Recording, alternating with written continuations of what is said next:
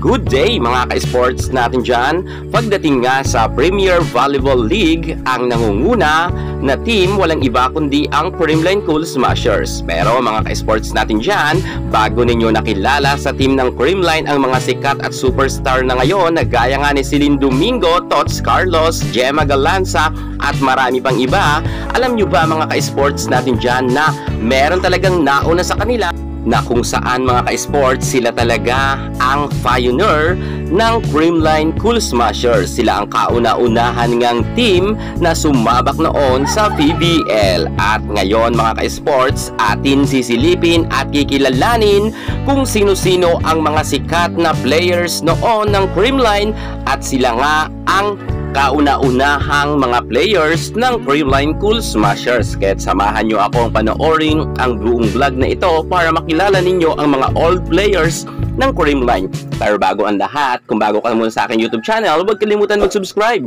I-click ang ating notification bell para lagi kang updated sa lahat ng issue pagdating sa volleyball. Susunod na. Drop it!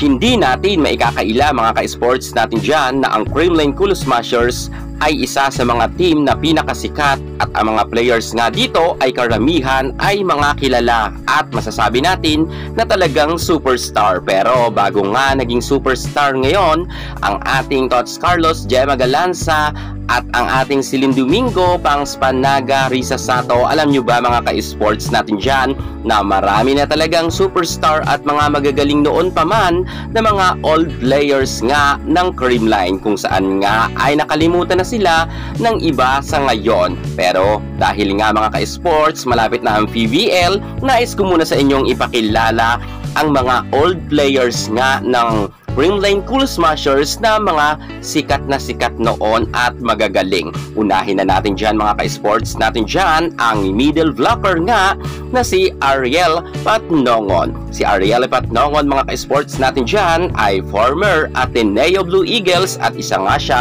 sa mga magaling rin na middle blocker. Bago nga siya mag-exit sa Ateneo ng panahon niya sa collegiate ay nagkaroon sila ng champion. Kasama niya nga ang ating Pinum superstar Alyssa Valdez at siya nga ang kauna-unahang middle blocker na players dito sa Creamline Cool Smashers. Tulad ng sabi ko, bago pa nakilala si Risa Sato, Pangs Panaga, Celine Domingo, ay nauna na dyan si Ariel Patnongon na maging middle blocker dito sa Creamline. At syempre, nariyan pa rin mga ka-sports natin dyan ang pangalawang middle blocker nila, walang iba kundi ang ating Pau Soriano. Kung saan mga ka-sports natin dyan, si Pau Soriano na talaga ang isa sa mga pinakamatagal na players dito sa Creamline Cool Smashers, kung saan hanggang sa ngayon ay narito pa rin nga siya nananatili sa team ng Creamline. Bagamat naka-bench siya palagi at hindi natin siya masyadong sisilayan, pero noon mga ka-sports ay palagi yan sinasabak ni Coach Tay Bundit sa first six. At si Pau Soriano ay isa nga sa mga nakikipagpukpukan sa loob ng court. At syempre, hindi lang si Pau Soriano at si Ariel Patnongon dyan ang mga magagaling na middle blocker, dahil nga ang isang middle blocker pa ay isa rin sa mga old players nga ng Creamline na magaling. Walang iba kundi si Ivy Rimulya. Si Rimulya nga mga ka-sports natin dyan ay matangkad rin at palaban sa loob ng court at isa nga rin siya sa mga pioneer rin ng Creamline. Ang middle blocker na magaling rin. At syempre, hindi lang dyan ang tatlo natin pinakilala. Narito pa ang isa sa mga pinakamagaling rin nila na middle blocker. Walang iba kundi ang ating Colleen Bravo. Si Colleen Bravo ay halos nakilala talaga sa Creamline dahil sa kanyang angking kagalingan na palaban rin sa loob ng court at napakabilis nitong gumalaw. Kung kaya halos nag-shine rin ang kanyang karera sa volleyball dito nga sa Creamline. Bagamat alam natin mga ka-sports na magaling siya, pero ngayon ay hindi na nga natin siyang nasisilayan na naglalaro pa sa loob ng court. At masasabi natin na malaki talaga ang naiambag ni Colleen Bravo sa Creamline, kung kaya nga hanggang sa ngayon mga ka-sports ay naaalala pa rin siya ng mga fans nga ng Creamline Cool Smashers. Magaling yan si Colleen Bravo. Sayang lang at wala na nga siya ngayon sa Creamline Cool Smashers. Siya nga ay isa sa mga pioneer ng Creamline team. Dumako naman tayo ngayon mga ka-sports natin dyan bilang setter naman na posisyon. Nangunguna pa rin dyan mga ka-sports bilang pioneer nga ng Creamline, walang iba kundi ang ating Gia Murado de Guzman. Si Gia Amazing ay nasa Japan nga ngayon kung saan nga kinuha ngang import. Sobrang tagal na rin ang ating Gia Murado sa Creamline at halos sila nga dyan ang unang mga players dito. Isa nga si Gia Murado, sana mayagpag talaga ang karera pagdating nga sa pro at dito nga sa team ng Creamline at lalo talaga siyang nakilala kung kaya nga ngayon ay naging import siya sa Japan. At nariyan pa mga ka-sports ang kanyang kasab, walang iba kundi si Alexin Cabanos. Si Cabanos mga ka-sports natin dyan ay kasab nga ng ating Gia Amazing bilang setter nga ng Creamline. At dumako naman tayo ngayon sa pagiging libero na posisyon. Alam nyo ba ang kauna-unahan na libero ng Creamline? Walang iba kundi si Jonaline Ibiza at si Angela Nunag. Sila nga dyan mga ka-sports natin dyan ang mga pioneer bilang libero nga ng Creamline Cool Smashers at magagaling rin yan na libero.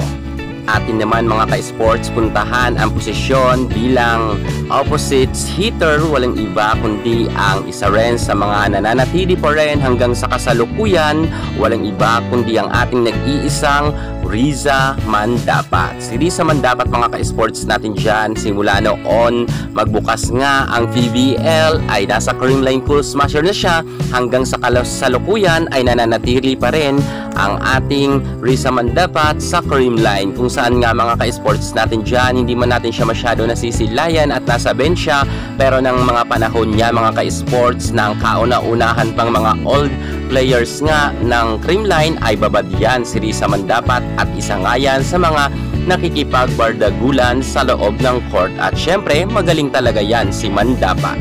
At dumako naman tayo ngayon mga ka-sports natin dyan sa pagiging outside spikers na posisyon. Nariyan nga ang pioneer rin na si Jamela Suyat. Si Suyat nga ay isa sa mga pioneer nga dito sa Creamline Cool Smashers at susundan nga yan ng nananatili pa rin hanggang sa kasalukuyan na si Rosemary Vargas na isa rin sa mga pinakamagaling at nagiging player of the game noon sa mga laban nga nila ng panahon niya dito sa Creamline. Pero ngayon sa kasalukuyan ay nananatili nga siyang nakabench, pero magaling yan si Rosemary Vargas at marami na rin yan napatunayan sa larangan ng volleyball.